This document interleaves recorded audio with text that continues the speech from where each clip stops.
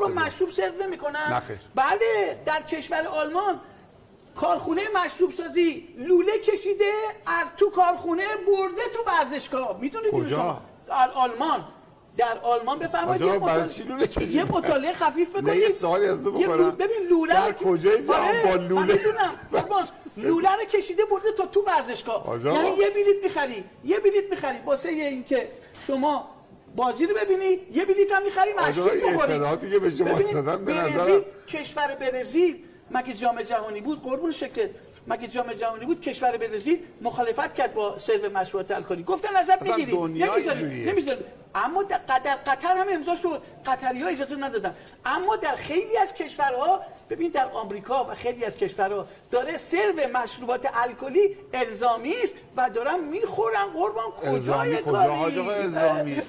من حداقل میخوام بگم 10 تا استادیوم جهانو خودم رفتم، 30-40 تا استادیوم جهانو بر حسب وظیفه‌ام مسئولیت داشتم رفتم و اصلا به هیچ عنوان.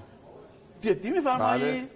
اینایی که ما اینا رو از کجا ما در آوردیم؟ آجا کجا میبرن شما رو اینا رو میگی؟